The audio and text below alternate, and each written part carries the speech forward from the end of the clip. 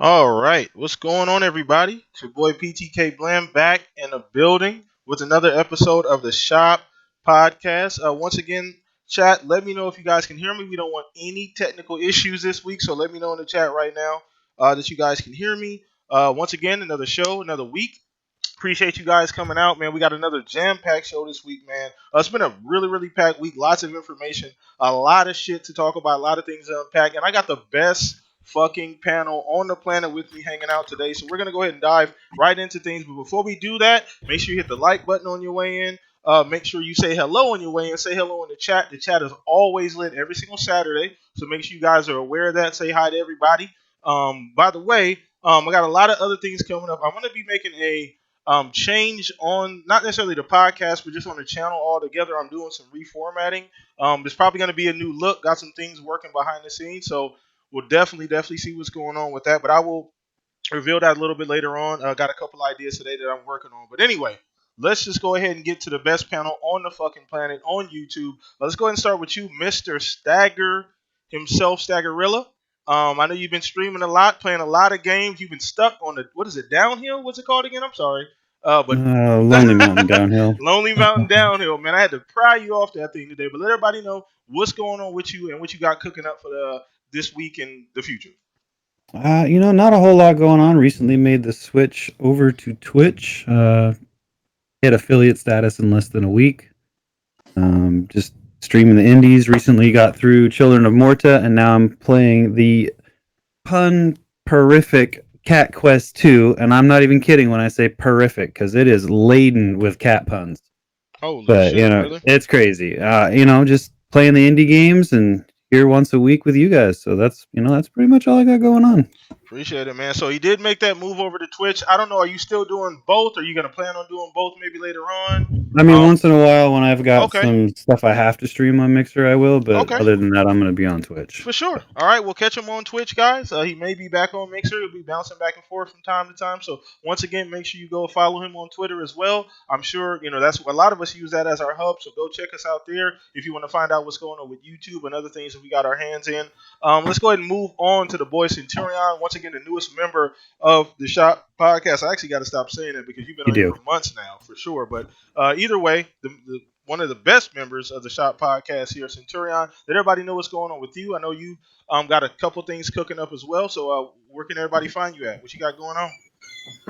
Oh, well, I'm working on a video to show people the new a comparison of what next gen could look like with the 60 frames a second. I'm going to have the 30 frames a second from the Xbox One X right next to a recording from 60 frames a second, both using Destiny 2. I'm hoping to have that up Monday or Tuesday. But other than that, man, I'm just kicking it here with you guys. Sadly, I haven't been able to podcast as much this week because I told you guys I got a lot going on. Yeah. But I do have one question for Stagger. Where's your video that you... My Crash compilation? Now, where's your video that you moved to Twitch? Because there was that one that came. You mean my press conference? It was really small, and it was like in a public restroom. Yeah, so, was it that just moved the Mixer? Yeah, it was at like a Arby's like restroom, like right. I had to get really the key from the front. Yeah, it was really private. I think it was just me in front of the mirror. Would look good in front of all those blue lights, the beard just reflecting off of everything. I think you'd look cool coming down the hallway with blue lights with some shades on. I mean, problem is nobody would give a shit. I mean, also the internet. Be dancing to an audience of myself. Yeah, no, the internet wasn't ready for that, so they had to hold back. They announced Stroud, and you can't go Stag next. That's too much. You don't want the internet to too much. We don't need his 5 viewers. Yeah, we don't really holding shit down. That's too much going on. So they had to hold back. We'll get that announcement. We're gonna trickle that information out. That way everybody. It's supposed to be secret. Yeah, really, it's supposed to be. But thanks. Shout out to Arby's, by the way, for letting us use that restroom. But either way, man, let's go ahead and throw this over to the Barry White of podcasts, man. Mr. Fuzzy Belvedere himself, man. What's going on with you? How you been doing this week, brother? Not too bad. I've been checking out some of the Outer Worlds and watched a couple of videos. Watched Centurion's video and Stagger's Crash compilation. But yeah, hello, Mr. Rock. But yeah, I've been just chilling.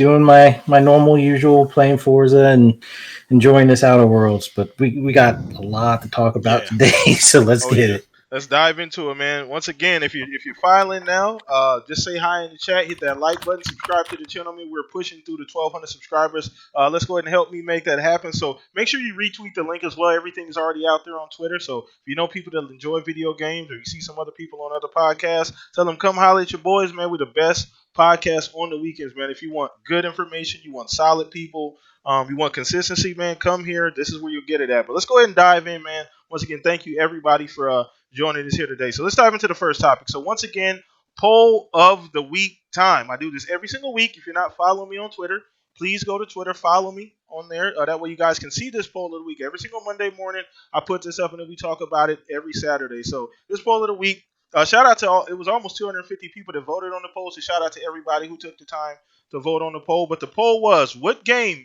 are you most excited to play coming up? So there was 4 options. One was the Outer Worlds, Call of Duty Modern Warfare, Death Stranding, and then Pokemon Sword and Stone. Now, before you say anything, chat, I know I left off Star Wars. We'll get into that.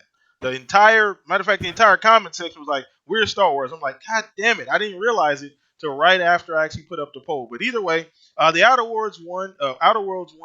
Overwhelmingly, 67%. People said they were super excited about playing that. Then Modern Warfare after that, Death Stranding, and then Pokemon Sword and Shield. I put Sword and Stone like an idiot, didn't even realize it. Sword and Shield. So not only is this question for you guys here on the chat, on the panel, I mean, but everybody in the chat. So let us know out of those 4 options what you guys think. So we're gonna start with you, Stag. I don't know if you voted on the poll, but out of those 4, which one did you choose and what and why? 3 weeks in a row. Breaking records. Absolutely. Voted again. Actually, really honestly, like I wasn't even interested in the poll this week, and that's nothing against what you did. Hey, it's just nothing wrong with that. out of those 4 games, I wasn't overly excited for any of them. Okay. But if I had to pick, I did pick, and it was Outer Worlds, obviously, because I have what the fuck is Stranding, whatever. And I'm not a Pokemon guy. I do play Pokemon Go when I'm out walking around because I'm walking around. I need something to do. And what was the other game? Modern Warfare. Yeah, I'll play the single player like in months. I don't know. I don't even care about the multiplayer part. But so I didn't really care about any 4 of those games. And then during this time frame since the Outer Worlds released, and I've watched Twitter go crazy either side of it, and watching some people's videos and seeing how the game's playing and hearing how people are really enjoying it, I'm actually like, God damn it, I'm gonna have to start that. You are. Yeah. And I mean, I'm like, I just don't have time. But I do want to play that game now, and it looks really good. It looks like a lot of fun, and just seeing the different like people shooting the shit out of people, I'm like, yeah, that looks awesome. So yeah, that Outer Worlds is an overwhelmingly favorite. Once again, we'll talk about that in a minute. That's actually something we're gonna be covering in a full topic here today on the show. But yeah, okay, so Outer Worlds. All right, so let's go ahead and throw this over to you, Centurion. Out of those 4 options, which one did you pick and why? Well, for starters, I need to answer Stags. The slogan for Death Stranding is "What the F is Death Stranding?" That's the slogan that's going to be on the bottom of the box. And anyways, out of all of those choices, obviously, I'm going to pick Outer Worlds, man. Okay. I love me some RPG, especially done by the makers of Fallout New Vegas, and some of they're heralded as being the grandfathers of RPGs. These guys have created mechanics for RPGs that are duplicated in a lot of RPGs. Mm-hmm. Okay. All right, man. So, all right, cool. So, once again, everybody seems to be on the same page. I mean, that falls in line right with the actual poll, man. Everybody seemed to be. I don't know if it was just because that game was coming out very soon, as well as like Modern Warfare, but that seemed to be kind of the pick of the litter outside. Once again, the Star Wars, which was not one of the options, but a lot of people in the chat also said Star Wars for sure, and I was kind of skeptical on that. I guess I'll just go ahead and take my turn here. Out of those, probably Outer Worlds, but more than likely, the more and more I think about it, probably would be Star Wars. I actually going back and looked at some of the footage that I've seen from Star Wars, some of the videos we've seen, some of the E3 footage, and it's just getting me more and more excited, man. I'm a huge Star Wars fan, and I'm a huge Force Unleashed fan specifically as far as the Star Wars games, and it gives me Force Unleashed vibes. Obviously, there's probably more story, a lot more cool shit you can probably do based on what I've seen. But I'd actually pick Star Wars at this point, knowing what I know now after seeing what I saw. But at the time I made the poll, it would have definitely been Outer World. Outer Worlds. So let's go ahead and throw this over to you, Fuzzy Belvedere. What's going on with you? And which one of those options did you vote on the poll? I went with the obvious choice as far as the options listed with Outer Worlds. I not that I forgot about Star Wars, but I was just so under the impression that was going to be more of like is it a mid-November or late November deal? So it wasn't really on my radar. At least at this point, I know as we get closer to Black Friday, it's definitely going to be one of those. If I haven't already picked it up, I'll definitely wind up picking it up. But Call of Duty, I know most of my friends at work, they've fallen into that game and they've already probably put up like 20 plus hours into it already. I'll just wait until it's at the half price sale, because I'm only going to do the campaign. Most of the people I know at work and outside of here and stuff, they're into the online, so they're trying to get their prestige rank and all that stuff. So, Outer Worlds, I'm happy with it. But that was what I was looking forward to for like the past, I would say at least 30 days or so. So yeah, that was my choice, hands down. Okay, nothing wrong with that. And the funny thing about Call of Duty, my friend list last night, about a quarter, maybe a little bit over a quarter of my friend list was playing Call of Duty. So it came out Friday. So a lot of people are diving into it. A lot of people say they like it. Obviously, at the end of the day, it's Call of Duty.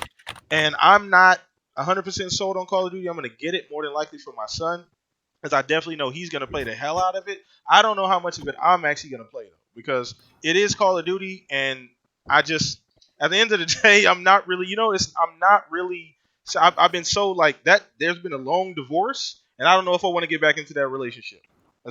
There was people on Twitter, man, that were ready to burn Call of Duty to the ground on the night it came out, because apparently the servers, it was crashing Xboxes. I'm just like, I'm definitely gonna wait till Black Friday, like my original plan, and I'll spend $25 and play the campaign. Exactly, because it's gonna be on sale fairly quickly. It won't take too long. Everything goes on sale pretty quick now. Yeah, it won't be on sale. Except for Nintendo games. Well, yeah, Nintendo never. They say the life of a game nowadays is about the actual sales window for a game at most is around 90 days.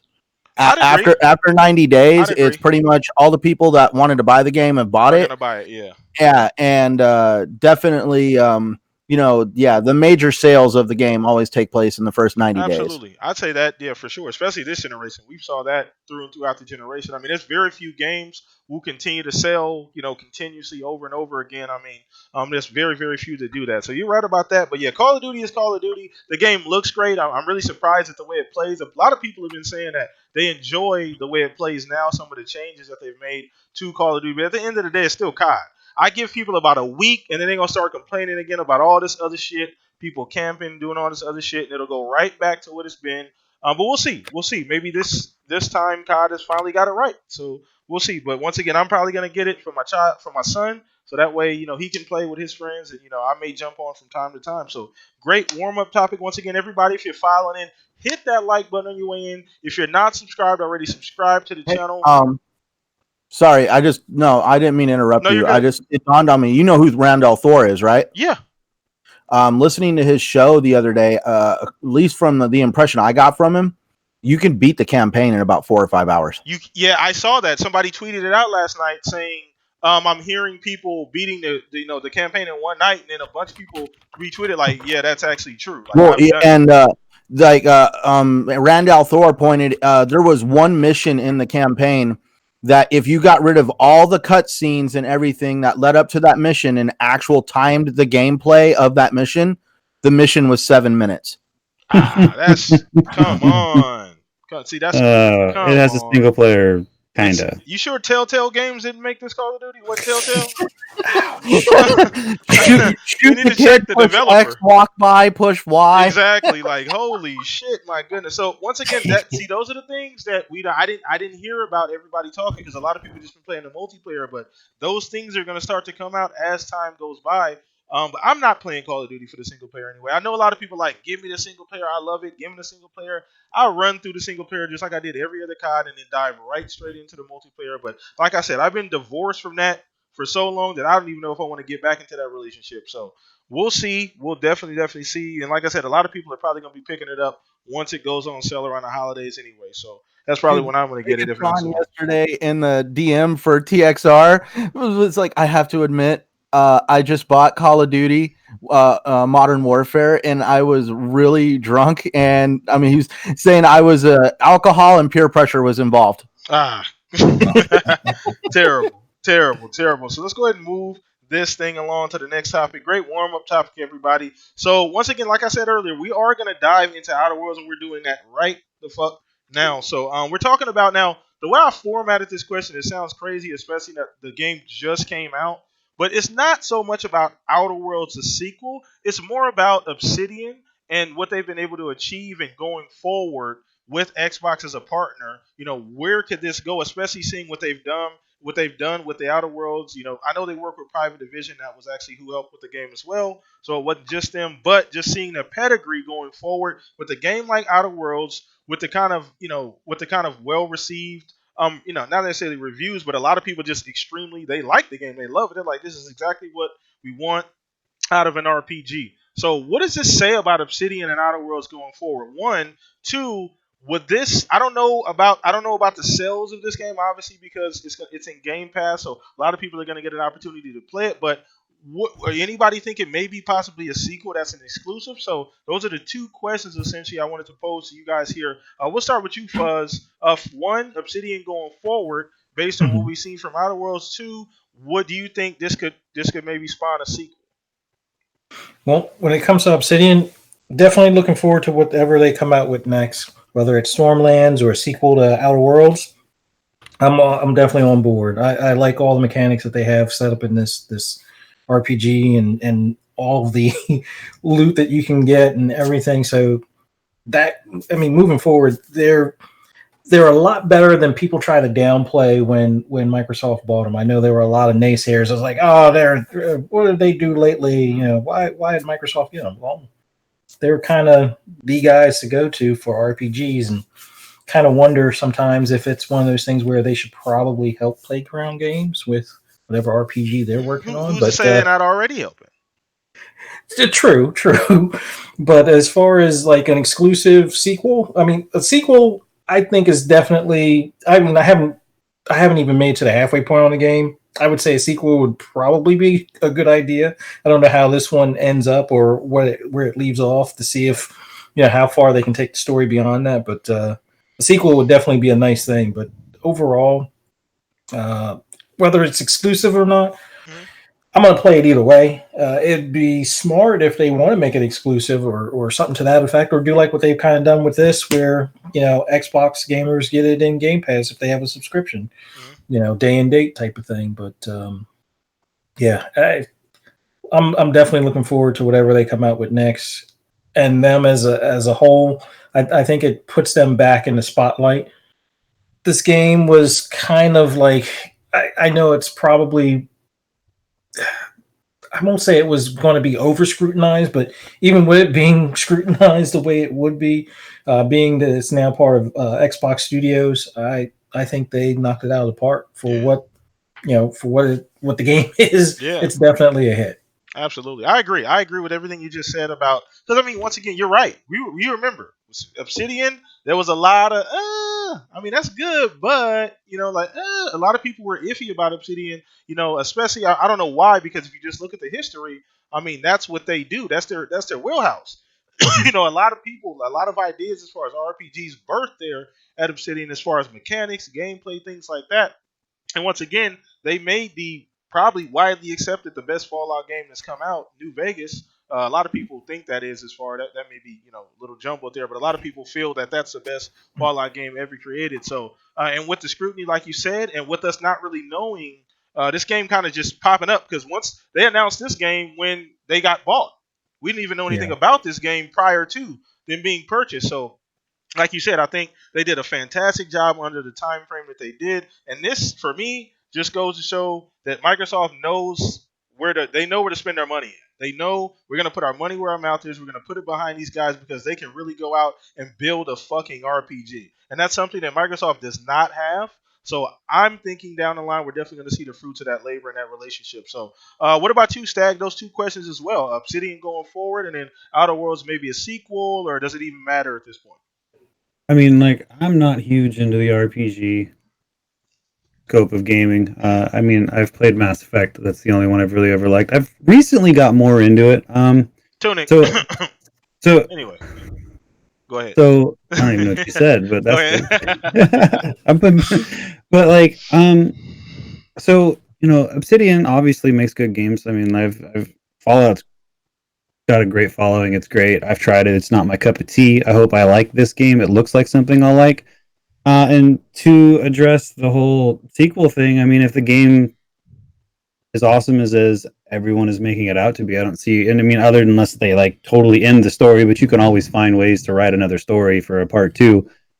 And I think it would be exclusive because Phil came out and said the games the studios we bought make going forward are not going to be on other platforms. He did say that. You're right. He had, if you had in a previous agreement when we bought you, is what he was saying. We honored those commitments, and that's what they did with Outer Worlds. It was committed to be a multi-platform game before the studio was bought by Microsoft.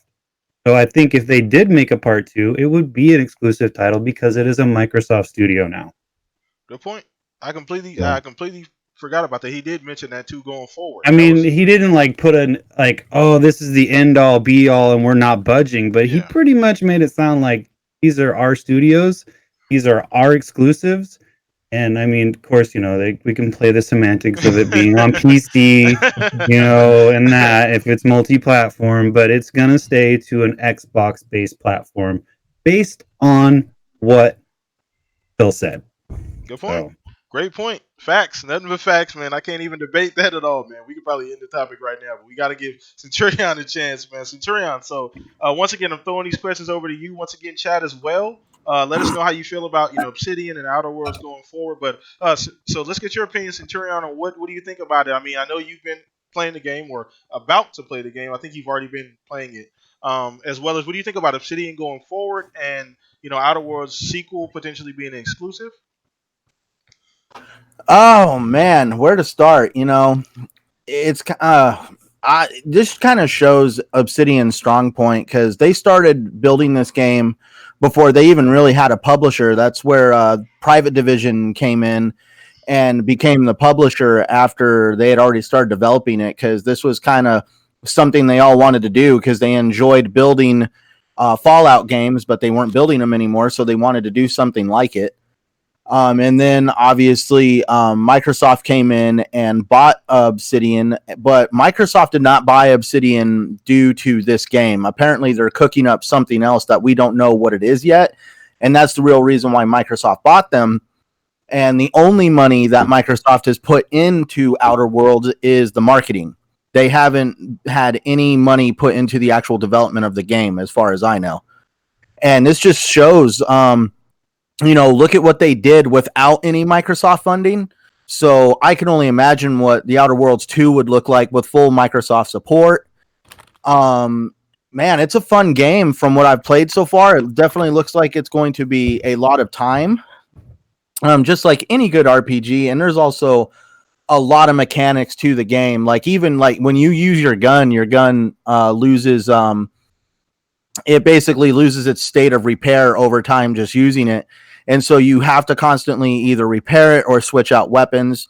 There's, you've got the points you got to put in to interact with characters, and you can be a renegade or a hero. You can intimidate or you could persuade. Oh my gosh. And from what I've heard, there's like 10 different factions in the game, and you can choose which one you want to belong to or which ones you want to get along with and which ones you don't. I heard you can even be as dumb as you want. Like there's like dumb answers to questions that people will like ask you dumb. Like if you don't answer the question, you know what I'm saying? Like you can even be like, make it seem like you're just not smart at all. And then, and then also there's things like, say you go into an area and you get your ass whooped by a bunch of robots. You could potentially develop a negative perk towards your character that would actually make it to where you would have some negative bonuses towards your character, like making according to what I saw, it was called Fear of Robots. So yeah, like apparently everything in the game can influence your character and change how it works. Cool. That is awesome. That is once again we're just showing the pedigree. Obsidian just showing the pedigree going forward, and I think we're all in agreement here that I wasn't worried about Obsidian, obviously, because based on what they've done in the past, and I don't think any of us here on the panel were worried at all. But it just goes to show you. I mean, give these studios time, and like he said, I didn't even realize that. Like you said, they didn't even have a publisher before. This was just an idea that was an in-house thing. So imagine once that check comes. And they may have already gotten it, or imagine what else they're cooking up. Like you said, Centurion, they may already be working on something else alongside, what they were doing with the Outer Worlds, and that may be what we see as an exclusive on Xbox. So I'm really excited going forward. Chat, once again, let us know how you guys feel about Obsidian as a studio going forward, what their plans are with Xbox, and what you guys would like to see. So once again, appreciate you guys coming. Hit the like button on your way, and let's go ahead and keep this thing moving, and hit that subscribe button as well if you haven't already. So this next topic, I probably should have saved this shit for last because it's almost hilarious. It's almost comical. This is almost funny. So it's ridiculous. Okay, so as you guys know, I've talked so much about Bethesda and the fact that they've literally turned into the EA of this generation. Somehow they've gone from this top three, highly revealed, like up there with Rockstar and Naughty Dog type studio to just a hot flaming ball of shit this generation. I'm not sure how they've managed to do that, just bad decisions over time. And then they decided to throw gasoline on the turd and relight the fire. So essentially, they announced that Fallout 76, they're going to be doing a subscription service. Now, it is like private servers. You do get some bells and whistles, but it's $12.99 a month, $100 a year for a game that essentially has been broken and has all these issues and has just been run aground by a lot of different people, and it hasn't reviewed well. Not that I care about that, but the game is just not what Fallout should be. These hardcore Fallout fans do not want anything to do with that game at all. I only know a very, very few people on my friend list that even play it at this point. Shout out to Anchorman. I think he's the only one I see play it consistently. I don't even know anybody else that touches the game. So I wanted to get you guys' opinions here on the panel as well as in the chat. What do you guys think about that? I mean, what the hell is Bethesda thinking? So I'm gonna start with you, Stag, on this one. I mean, I know I tweeted out the topics and you laughed, I think, audibly in the actual DMs, like, what the hell are they thinking? But I recorded a clip and then sent it to you guys. Yeah, it's ridiculous. Fucking stupid. Ridiculous. So this is. I mean, I think.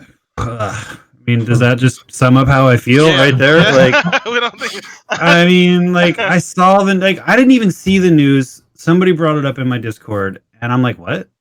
And I went and found it, and I'm like, this is the dumbest shit I've ever fucking seen. Like, not only was I excited about Fallout 76 because I kind of got into Fallout 4 and I was like, all right, cool. I'm going to try out this 76. I pre-ordered that shit, played that shit, and I was like, this shit's fucking broke. This shit sucks.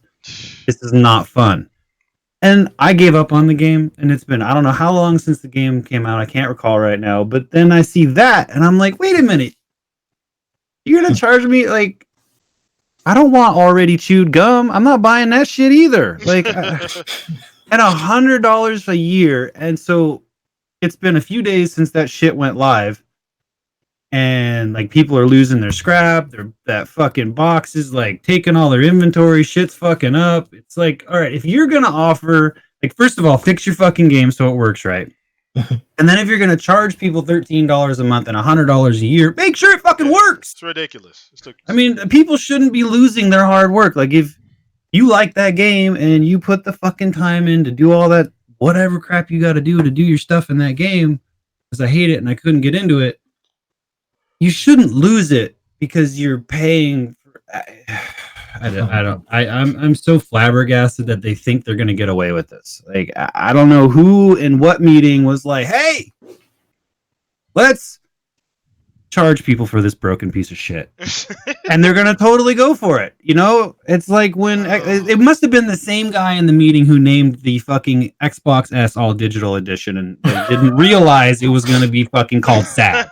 You know, it's like that guy was like, I go for Microsoft and Bethesda and I'm going to make up stupid fucking titles for shit and stupid ideas that are going to break everything and not make anyone any money. Like, I don't even know, man. It's the thing about it. The worst thing about it, Stag, is that Bethesda used to be such a beloved. Yeah, I know they were. I mean, it's not my jam, but they used to be good. The Bethesda could not make a bad game at one point. They could not make a. And these are games that people. These are like epic. Like these are games people bond with. These are games people have a they're drawn to that they play over long periods of time. And you somehow in one generation managed to turn into EA. Literally, you turn into EA.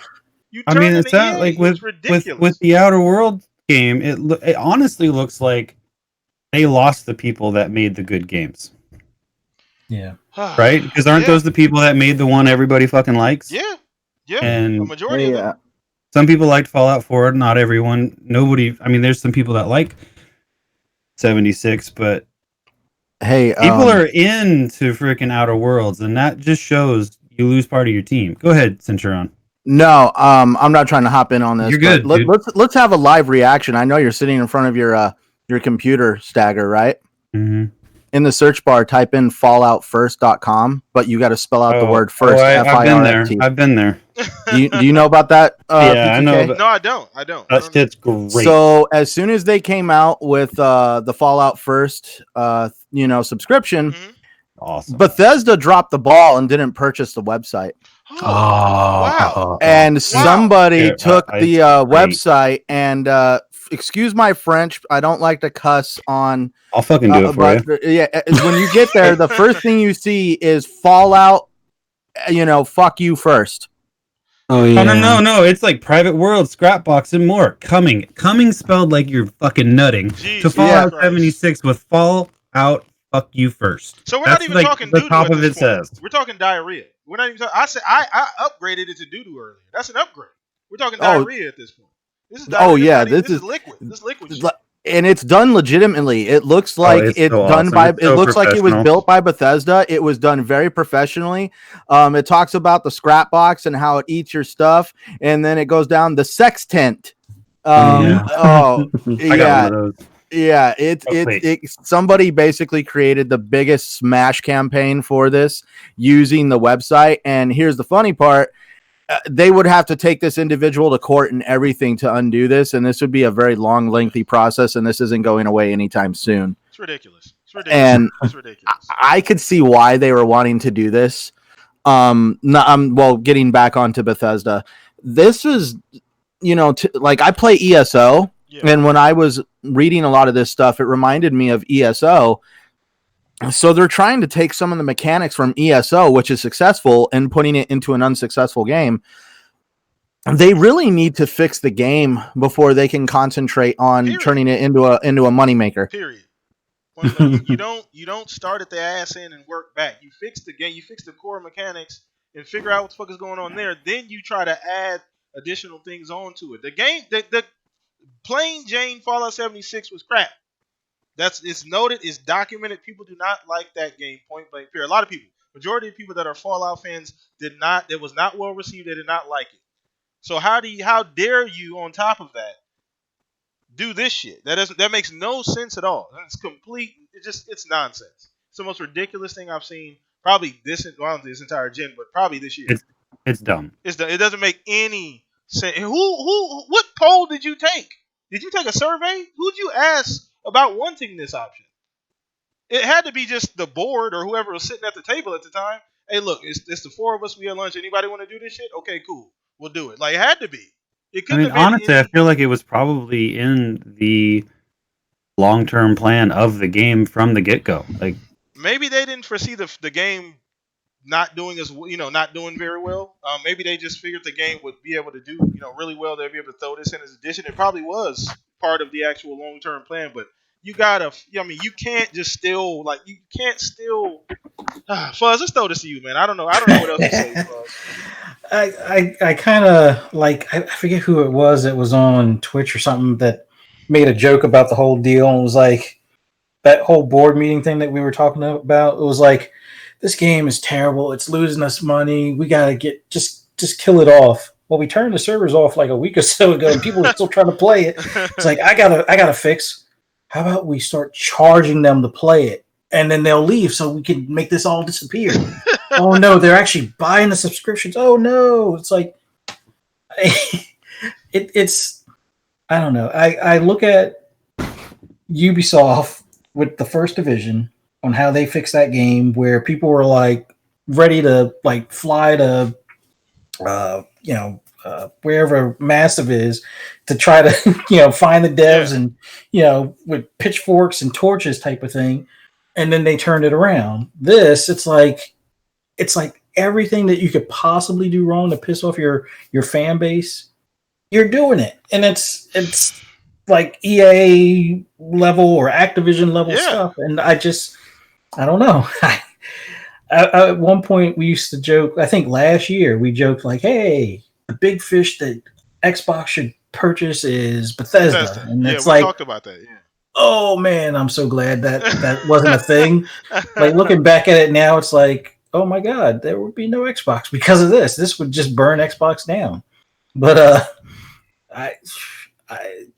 they might have to just find a way to save face, close the thing down, start it all anew, or just give people refunds. Probably just give people free shit in game to make up for it. Here's some more atomic dude.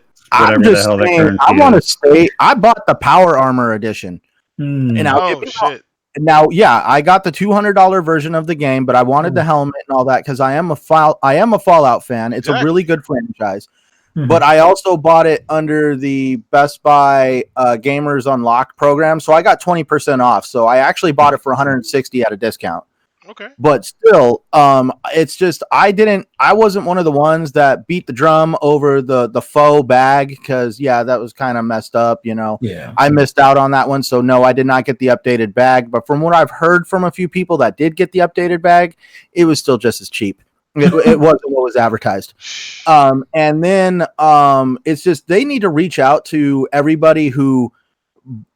That's one thing. They shouldn't all of a sudden come out with a subscription plan. They should be reaching out to the people that invested in the game and bought these higher end versions of the game. And, basically, hey, you get, you invested, you get like 3 months, you got the Power Armor edition, you get like 6 months to a year free of this plan. It just feels like, hey, thanks for all your money. We need more. Yeah. And the crazy thing is that, like I said before, it's literally from grace to shit. And I don't. You see it, and they have not made a. I mean, I'm gonna say they haven't made. They've published some solid games. They have not physically made a solid game, and this is not the only game we have to worry about. There's still a thing called Elder Scrolls coming up, and this is something that worries the fuck out of me because that's the baby. Like that's everything that Bethesda is, Elder Scrolls. So if you drop the ball, if you're dropping a ball with Fallout, which was one of those top tier franchises, I mean, it was tentpole. Fallout was up there. Mass Effect, Fallout, Halo, God of War, those were all in the same tier essentially. It worries me going forward about what this next Elder Scrolls is going to look like. I'm extremely worried about that game. To bring up Elder Scrolls, man, I watched ESO from a flaming dumpster fire into a living, breathing, actually fun community that it is today. But for some reason, when it comes to Fallout 76, it just seems like they're shoveling fuel onto the fire. Yeah, I don't know. Yeah. People in the chat talking about Todd Howard right now. Obviously, he's the guy, he's the head, but I don't know what.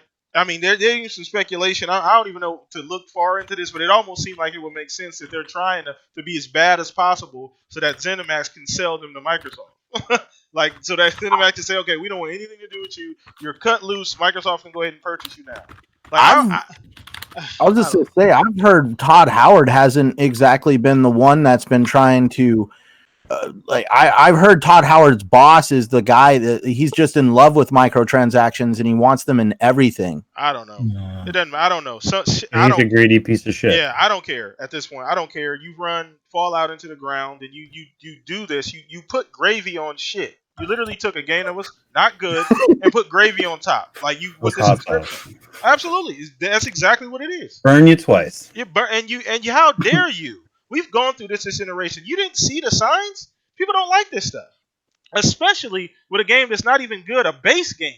You're not even giving me anything to build off of. Like the base game was not good. It was not well received. Fallout fans did not like that game. And well, majority of Fallout fans. There's still some hardcore guys that love it, girls and guys that love it, still play it, but very, very few. And you have the nerve to go and do some shit like that? Not even mention anybody, not even it wasn't something that they said beginning, this is something that we're thinking about doing beforehand. How do you guys feel about this? Oh no, we're just gonna do it. We're gonna do it. And this is what we're doing. Like, I don't know. Whoever made that decision can kiss my ass. They can kiss my ass. That's ridiculous. Like, I don't understand. But either way, going forward, I hope and pray that Elder Scrolls is. I'm so worried. I don't know what else to say about it, but I'm extremely worried about that game. And I mean, that game is. I don't know how long it's going to be in development. I don't even know when we're going to see anything from it. It could be 2-3 years from now before we see actually anything about it. But if they somehow fuck up Elder Scrolls, it's a wrap. It's a wrap. I can tell you that. That's nail in the coffin, in my opinion. You can't. Isn't it amazing how they just took one, like Bethesda during this generation was considered like the heroes of the single player experience, and within 1 year's time, maybe a little longer than that, just a little, they have completely hit that iceberg and that ship is sinking, and it is totally different from what it was just a few years ago. Yeah, it's ridiculous. I don't know what their game plan is going forward, but they better figure it out. If Call of Duty can get their shit together, you should be able to get your shit together. And Activision is horrible. Did it really get its shit together? Well, what the I'm saying campaign's is 4 hours long. I mean, 7 minutes. You know what I mean? They as far as just people are enjoying this new Call of Duty. At least it seems like it. At least they've kind of saved a little more face. than Blackout. Like, people aren't, I mean, remember a couple years ago was the most downvoted fucking trailer on ever on the most downvoted video ever on YouTube. That was where Call of Duty was at. Now it's where it's at now, where people are enjoying the game. There's really not a lot of negative press outside of the whole PS4 exclusive content, and then like maybe short campaigns, launch content, that kind of stuff. But it's not really where it was at a couple years ago. So if they can save face and figure things out, I'm damn sure you can, Bethesda.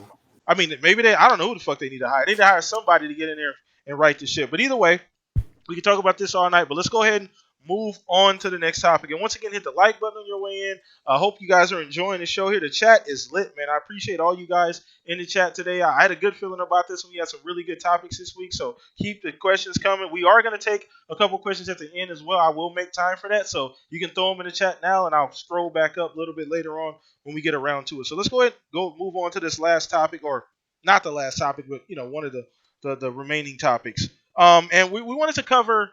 I wasn't initially going to talk about this, but I think it's important enough that we do. So Mikey Barr announced that he is going to Blizzard, and he's going to be I believe, VP GM, something along the line, VP and GM, essentially at Blizzard. That's a huge get for Blizzard. Now, if you don't know, Blizzard's taking a lot of scrutiny in the news, and just the general news, not video game news, general news over the whole Hong Kong, China situation, and it's odd that he would pick them. I mean, I assume the compensation package is extremely large. I assume it was enough to say, okay, this is what I need to do. And he has a great opportunity over there. So I wanted to discuss, maybe not necessarily his decision, because he's a grown man. I fully support his decision to go wherever he wanted to go. He put in 20 plus years at Xbox and made the brand. It was a big part of making the brand what it is today. So I have no qualms about his decision. But, what do you guys think about going forward? What does this really mean for Blizzard getting a guy like Mikey Barra on their side? So we'll start with you, Centurion, on this one. What do you think about Mike going there, and what do you think that means for Blizzard going forward? It means Blizzard is definitely serious on wanting to become a top company once again, man. I remember when Blizzard was like considered untouchable, man. Yeah, they were. Yeah. But now it just shows they're wanting to definitely take it serious. one thing I am very sure, though, is I'm pretty sure everything was set in stone. Mike Ibarra was ready to move over, and all of a sudden, as it was put earlier, Blizzard decided to put some gravy on the shit and decided to ban somebody and take their winnings and all this other stuff and create one heck of a PR nightmare. And obviously, Mike Ibarra, still went over there. I just really hope Activision, because at the end of the day, it may be Blizzard, but Activision is always the one pulling the purse strings in that company. Yeah. I hope whoever that Mike Ibarra is in contact with there, I just hope they listen to him, because he's a very talented individual. He's very engaged in the community. He knows quite a few community members that could help kind of fix some of the damaged reputation that has been created. But they got to definitely be willing to listen to him and take his advice on how to change this, because, he's a great guy, but I do worry that he's going up against Activision, which is, considered one of the most hated gaming publishers out there. Okay. No, I agree. I mean, they got a great talent. I mean, he could have went with his resume. He could have went anywhere. Amazon, Google, Apple. If they were serious about it, he could have went anywhere. I was shocked, honestly. Yeah. I was surprised it was Blizzard. Yeah. If I was a betting man and I had to put my money down on that table, I was going to bet Google. Yeah, Google, Amazon, something like that.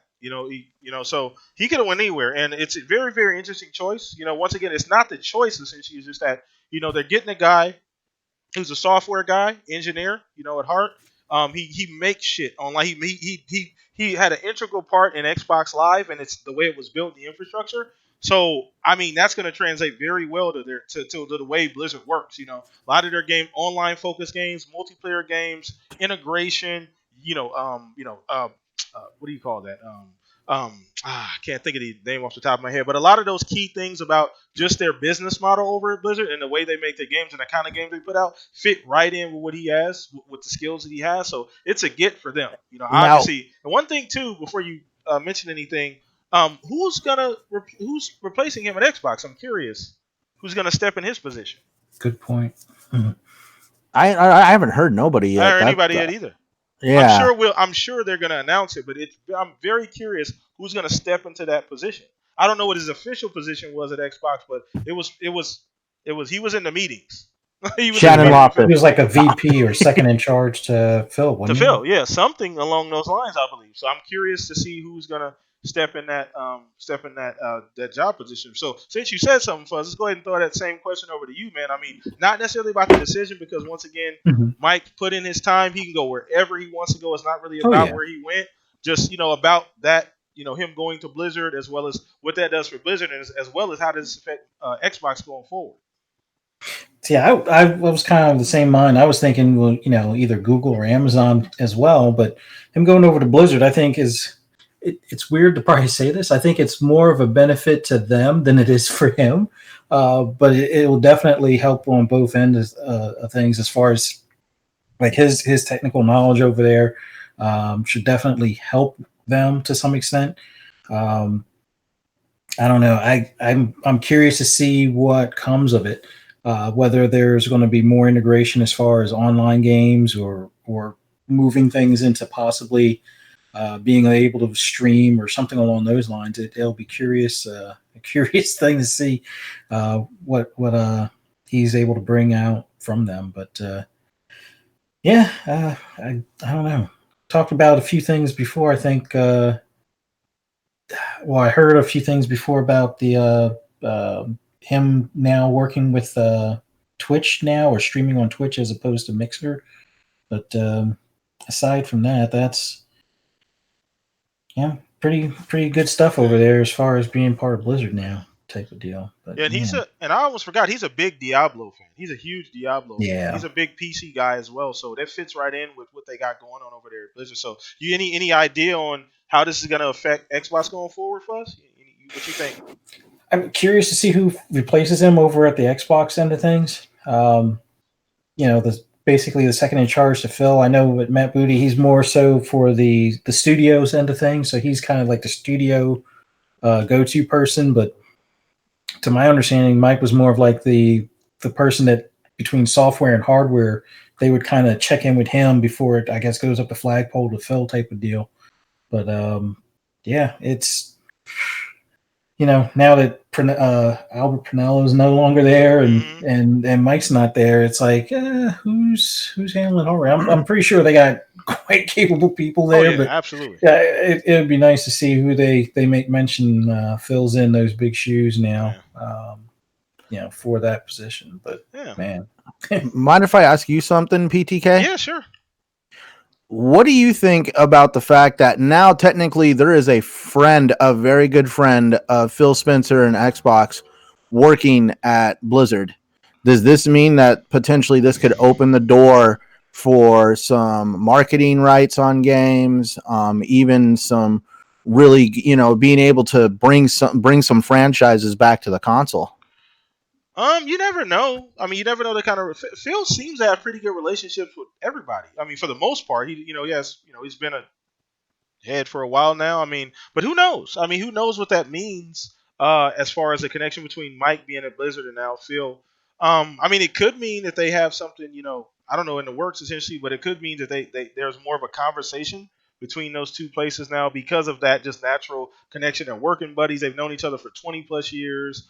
They're like family essentially. So who knows? I mean, it could be. I doubt it. I think Mike at this particular point, I think his main focus is going to be working on Blizzard. I don't know if he's going to even be thinking about, how can we help Xbox or in any way, shape, or form work with them on bringing, specific things to Xbox or anything exclusive to Xbox. I think his main focus for now and probably for the foreseeable future is just going to be Blizzard. But who knows? In the future, we may see some kind of a partnership because of that. I mean, you never know. I don't know how that would work. Very interesting concept, though. Actually, glad you really asked that, man. We'll see in time, though. We'll see. And I'm just curious about how him going there is just going to affect Blizzard as a whole, because that's a big move. And he's an extremely intelligent, extremely talented, extremely passionate guy. And they got a really good one. They got a really, really good guy over there. So kudos to Blizzard. I mean, I'm sure they backed the Brinks truck up. They had to. Because he would, I'm sure, as soon as he put that resume on LinkedIn, it was emails going off like crazy. Like, holy shit. Like, there was probably no shortage of, like, job offers at all. I'm almost 100% sure there's a ton of people in the industry like, hey, Mike, you want to come see what we got going on over here? It was probably like an auction. Oh, dude, probably. There's some guy standing on stage. Do I hear $1 million a year? Do I get 1.5 million? Exactly. He probably had his pick of the litter. I would assume, though, with the experience and the talent. Come on now. Yeah, I'm sure he had his pick. He could have just picked. He could have threw a fucking dart at the wall and landed anywhere he wanted potentially. So we'll see. That's a very, very interesting take, and that we may see something in the years to come. So we'll revisit that if it comes up. So Stag, what about you, man? I know we talked about this, and I wasn't even going to talk about this on the show, but you was like, we should. So what do you think, man, about Mike going over there, and how this is going to affect Xbox as well as Blizzard? I think Xbox will be just fine. I view this move more of like any person that works any kind of job, any level in the world. Sometimes you feel like you've accomplished all you can in a certain position, or you've been somewhere X amount of time, and you want new challenges. You want to go out on your own and see what you can create at a different company. What goals drive you? What makes you push yourself? Maybe he got to the point where it's like, I've accomplished everything that I want to in 20 years at Xbox. Let's see what's out there. Hey, I really like PC games. And we all know he loves Diablo. And I bet you he saw an opportunity, and I guarantee you the contract, like Chat was saying, was signed way before the Hong Kong stuff blew up. Yeah, more than likely, yeah. And also, I've talked about this with Phantom, and with you guys in chat about just non-competes and stuff like that. And honestly, I was really hoping, like, we talked about this and I joked, but I was hoping he was going to come out with some bullshit like, I love fish, I'm opening an aquarium store, it's my passion. Honestly, like, I was hoping for something totally oddball, like, I've made a lot of money, I've dedicated my life to this shit, or I'm going to spend 5 years with my kids or whatever. Like, I think it's a great move for him personally. for his career goals, I think it's a good move for Blizzard because he has a wealth of experience in the industry and talent. And I don't see it going adversely for either company. Someone's going to step in and fill his role. This is what companies do. They hire new people and they go in new directions, or they stay in the same direction. They keep somebody that can read a fucking compass and keep that ship going the way it's going. And Mike's going to help right the ship over there. The China stuff aside, it was dumb. Don't get me wrong. Yeah. But I can imagine he was sitting there like, oh shit. For like a split second when that shit blew up. Anybody would have been like, I just got hired by that company. Fuck. So who knows? I know. It's I don't think it's a big deal. I think it's just, people change careers and everything. And to make it into a big deal and make it your focus point is really on you. I don't, it's he left on his own accord. He didn't get fired. We've heard a lot about him, and he's been super pleasant. I mean, after he got after he left, I was thinking about another executive from another company. Oh. But when he left, he was still handing out Xbox stuff. He was still congratulating, Xbox team members, developers, stuff like that. He's still being super like, I'm a gamer. I love gaming. I'm still going to talk it all up. And now, like, honestly, not working for one of the major platforms, he can talk up Stadia. He can talk up, other platforms' games, and just it doesn't have to be Xbox centric for him. Yeah. So, he's already been doing that. He puts something on Nintendo. Yeah, he's hyping everything. He loves it. He is a gamer. Yeah, he's even burning some of the community members. Oh man, that was great, making them even more, keeping them irrelevant. But absolutely. Here's the thing: like, gamers love gaming, and we love multiple platforms, and we don't sit around and trash the other ones because we love gaming. Yeah, pretty much. We love to game, and executives that work for companies love to game. That's why they do the jobs they do. No, it's really. I mean, it's really, just to piggyback off of that, just to put the nail in that coffin. Essentially, I saw a tweet earlier.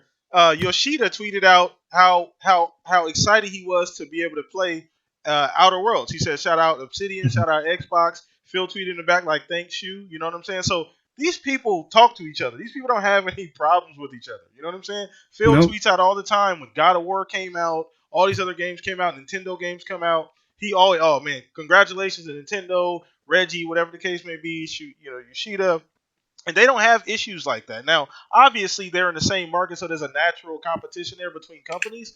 But competition is good. It's it great. Breeds.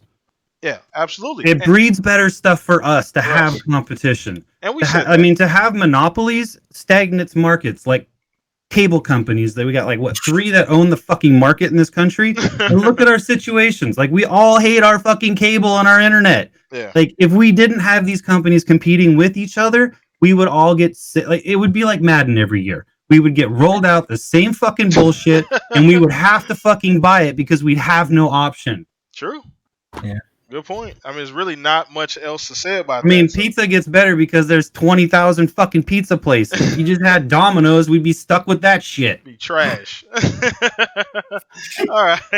So yeah, no, that's a great point, man. That's a great point. So we do got some questions in the chat. Once again, chat, we're gonna take a couple questions. So throw them in there now. We're gonna rapid fire this thing as quickly as we can, man. We're pulling up on an hour. You guys know I like to get in, get out, but you guys have been rocking out. The chat has been amazing. Hit that like button for sure. Subscribe if you have not already. Appreciate everybody. Let me do some quick shout outs, man, before we get into the questions. Blind Impulse, Striving Vegan, that's wifey, by the way. Ashtray Gaming, Christopher Harte. I know you trolling. I don't even pay any attention, Chris. Just do what you do, man. Ain't nobody worried about that. Zinc, Mod of the Year, Shonsu, Z Black, War Chicken, Mojo. If I miss you, Indy. Everybody in here watching live, appreciate you guys. If you're not in the chat and you're watching, thank you so much for taking the time out this Saturday to watch us. Let's go ahead and take a couple of these questions, man. I know I had a couple in here that I saw. Here, where was it at? Okay, so Ashtray Gaming, shout out to Ashtray. So will Xbox have an updated controller with the Scarlet or just packaging the current version. Anybody want to take that question? Anybody? My impression is all of our controllers going forward are supposed to work on the next system. I could see maybe an update, but this controller's damn near perfect. It's damn near perfect. I mean, the PS4 controller is really good too, but this to me, I've stayed away from Sony because I don't like how the controller feels in my hand. The PS4 is the first one I've liked in all the iterations and all the. I had a PS1. It was fun. I had a PS2. It was cool. Didn't have a PS3, but I had touched the controller. But the PS4 controller is great. But this Xbox controller just feels. I don't even notice it in my hand, and I don't see why they would need to change it. And they've also, like I said, they've come out and said that your stuff's going to work going forward. So maybe there'll be some slight changes, but it's a really good design. Yeah. At this point, they fine-tune that Xbox controller. It's easily. I think it's more about updating. Like I just had a controller update. What? 2 days ago? Yeah. Like it's about updating existing stuff, exactly. I think. And I mean, you can only. What are they supposed to do? Put a hole in the middle of it? Like, there's nothing else that they can do to the controller. We're going to put a camera in it and make it talk to you. Stop it. No, I want a speaker so that way it makes really cool noises when you do rent. Yeah. Oh my goodness. So you've obviously played Horizon Zero Dawn. Yes. The first time my controller made noise, I was like, "What the shit is going on?" Yeah. Dude, my wife got so mad. She was like, "You can't play that game when I'm in bed trying to sleep to you next to you because you just constantly hear zoom, zoom." But I mean, realistically, there's not much you need to do to the controller. There's really, I mean, you can maybe add a button. Somebody said like a photo capture button. I mean, maybe you could do that, or something that's a small. It's really not. I mean, our hands are still. We got 5 fingers, but nobody's growing a 6th finger. I mean, it's about as good as it gets at this particular point. Fuzz, I don't know. I mean, you're the controller guy. You have every version of the Xbox controller. I mean, what would be your take on that? I think they're just going to make it look there'll just be some visual or cosmetic differences. Like I envision like kind of like a LED ring around each one of the buttons, or maybe the letters on the buttons, or have some sort of glow like in LED colors or something like that. That's, I think, about the biggest thing we'll see. Or if you could take away the thumbstick tensioning out of the Elite and the trigger things out of the Elite, maybe we'll get something that has a little bit more of that rounded shape. I think the Elite 2 has. That's the only one I don't have at this point. Yeah. But I'm assuming that's probably what we're going to see, is like take some of the bells and whistles out of the Elite 2, use that shell, and that'll be the next gen Xbox controller. But I can't imagine them making that much more of an improvement.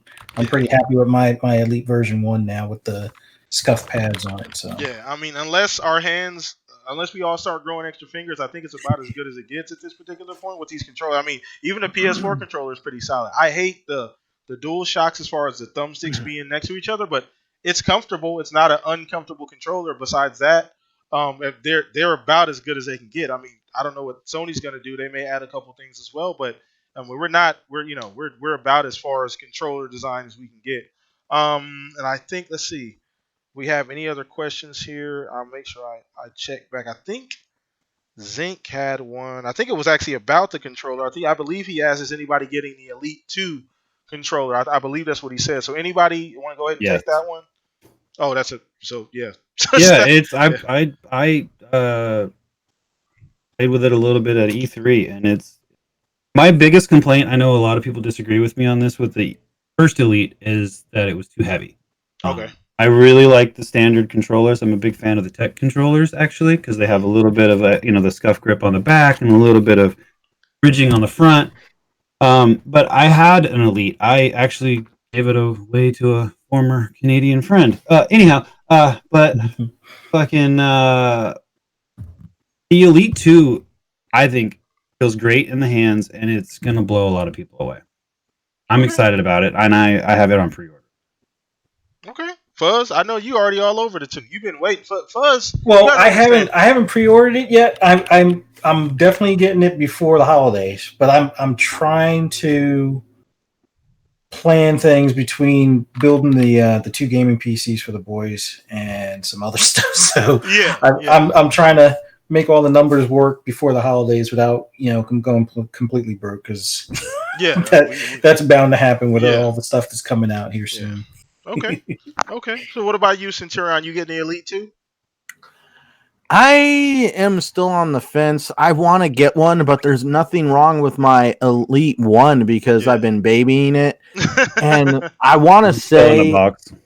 it's still in the box. No, I just, it's an expensive controller. I bought it to play multiplayer competitively because the paddles and stuff. So I'm not like sitting there like gaming on it constantly, like wanting, like there is no way I would get out my Elite controller to play Mortal Kombat. Yeah, let me like just button totally just like mashing. button smash on the thing, Yeah. But yeah, the one thing I don't like about the Elite 2, and a lot of people might uh kind of get aggravated for me on this one, is I don't like the fact that the battery it should have come with a rechargeable battery pack versus it being locked into the controller, Yeah. because we all know it's kind of like, when your cell phone battery goes out, at that point your phone is worthless. I know you can buy aftermarket batteries and stuff for them, but there's no real way to change the batteries in your phones nowadays because they're actually integrated into the cell phone. So you have to get a new phone. What happens when the battery goes out in this controller, Yeah. or it stops, lasting as long as it should?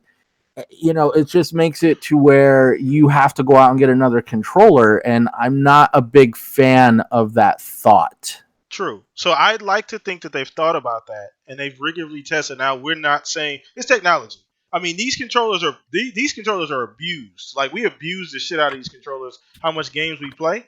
So I mean, I understand where you're coming from as far as that point go, because I think the PS4 controller had it's built in, right? It's built Yeah. in Oh as yeah, far as it's built in and and it lasts people. a whole whopping 8 hours. Yeah, so it can be an issue, but I like to think that they've thought about that. They've rigorously tested it. Million hours worth of testing. Some machine sitting there just mashing buttons on a controller for like a year straight just to see how it holds up. But once again, that could be something that comes up later on. But who knows? Maybe they have some kind of a warranty for that. Additional warranty. I don't know if you have to purchase it. Maybe it comes with one in case that does happen after a certain X amount of time. That would help. I That I would help. just I'm not trying to interrupt No, you. you're good. I just feel if you're buying the Elite controller should not come with a standard warranty. The Elite controller should come with you bought an Elite product, so we want you to get an Elite warranty. The warranty on that thing should be at least 2 years or more. Yeah. They should stand behind a product when it costs that much. Well, they have with the Elite One. I don't know if I mentioned it to you guys before on one of the episodes before. I was on like my third Elite One with the rubber grips coming off, and they were past 1 year, and I was like, what would it cost for me to just get these repaired? I know management doesn't always have to be this nice, but they were nice enough to replace both of them. They were like, now we're going to do this. We're going to replace both of them, but your warranty once it's out of warranty, that's it. And I'm perfectly fine. That one of them, the rubber grips just came off, and now I'm going with the scuff grips. But they generally, if you buy it at like a Microsoft store or deal with Microsoft, even if it wasn't purchased at their store, they stand behind their products. I know that there have been some people that have had issues with some of their Scorpio edition Xbox One X's too, that they reached out, not necessarily through social media, but they've reached out to like either some of the stores or to Xbox directly over the phone, and were able to make arrangements to get everything exchanged out, even though it was past warranty. So Microsoft is better than I've had experiences with Apple, let's say, with similar, high priced tech items over, that have gone past warranty. But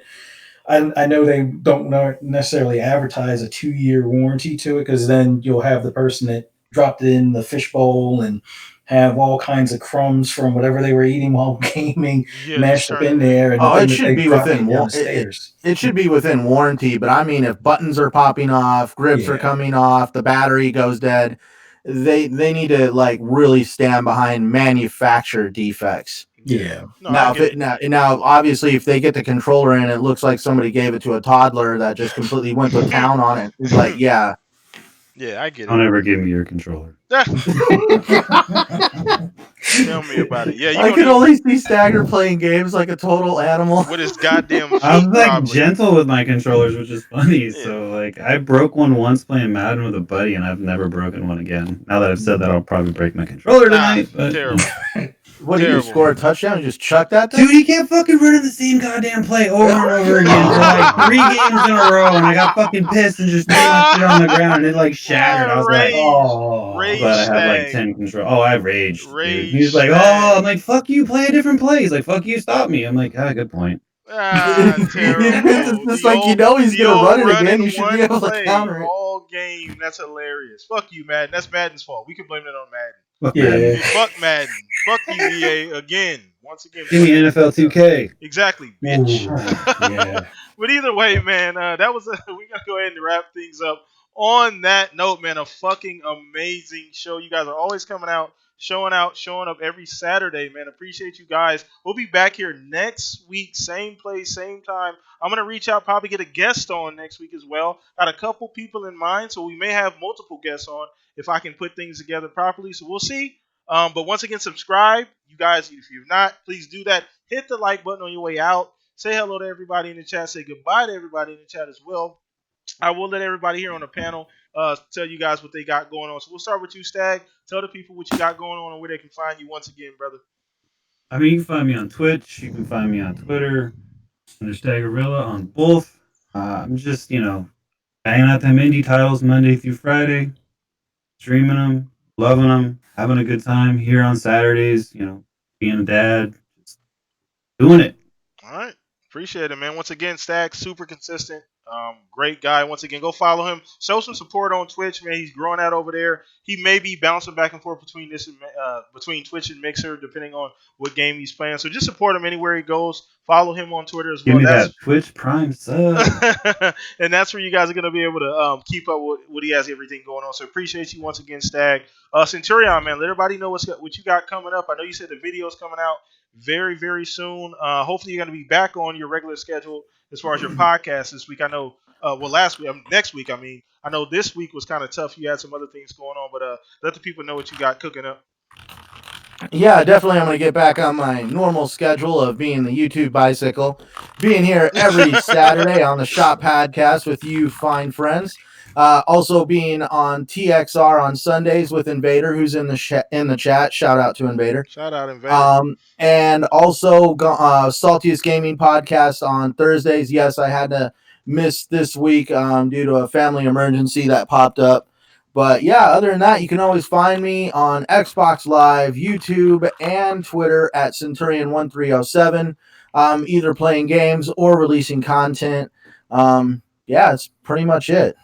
Appreciate you, man. Once again, Centurion is amazing. That's where I go if I want to follow up on information. If I'm not sure about what's going on in the news, Centurion's a guy. If you want some solid videos, YouTube, factual things, great production value as well, go follow him. I just want to thank everybody for checking out my last video because it is actually, I know it's small compared to other people on YouTube, but it's actually got the record right now for being the most watched video I've ever had at over 340 some views. Congratulations, man. I'm gonna go audible downvote clap. Yeah, we're gonna. Well, I'm expecting it to happen because I know there's some people that might feel their pockets are a little light. Everybody go there and downvote that shit. Oh, dude! Now I'm gonna have to be like Stagger. I have gotten like 30 freaking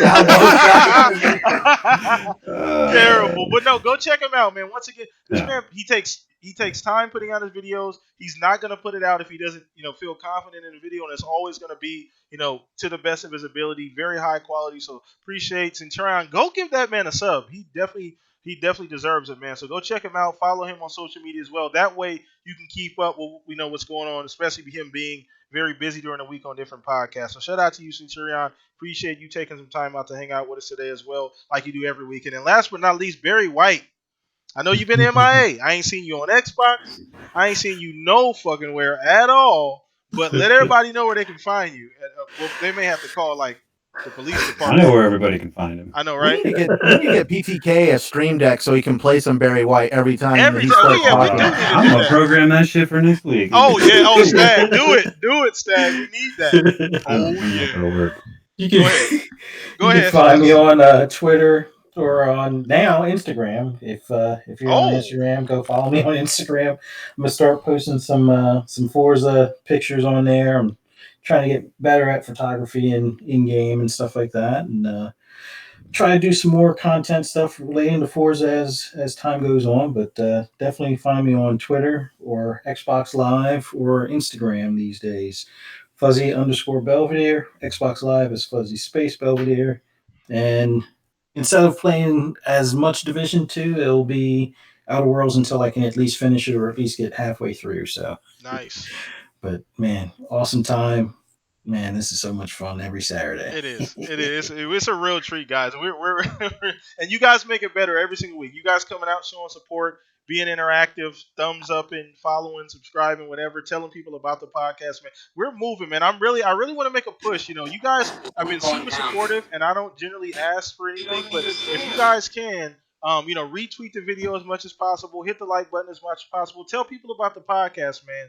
I get a lot of kudos, and thank you guys for the kudos about the show just being really fair, really just a solid show. So we want more people to be able to see that as well. So help me broadcast that out to more people. So I appreciate that. Oh, here we go. Here we go. You had to do it.